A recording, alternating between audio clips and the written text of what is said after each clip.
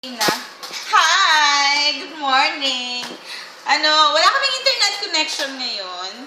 And since naka-duty kami sa office, naisip ko, sabi ko kay March, mag-video niya ako sa paglalagay ng aking makeup. So, yeah. As you can see, wala pang makeup ang face.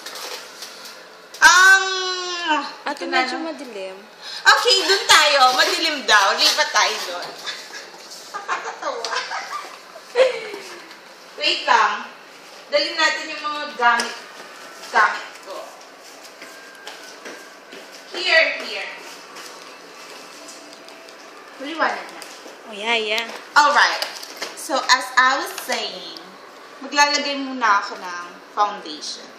Hindi naman talaga foundation to. Ano lang siya?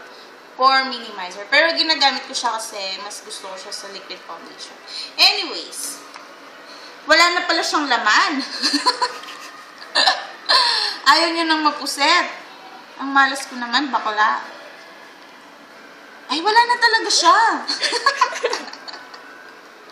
Gupitin mo. Wala na.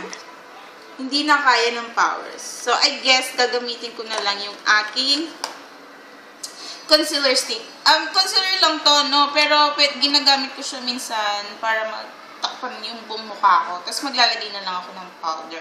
In fairness, effective naman. Natatawa talaga ako. So, yeah, malinis na yung face ko. Gagawin ko lang is spread yan sa mukha ko. Nakikita ba? Yan. Ganyan. Dito sa side ng nose para takpan ng redness. Chuchu, ek. Yan. Tapos ikalat mo lang.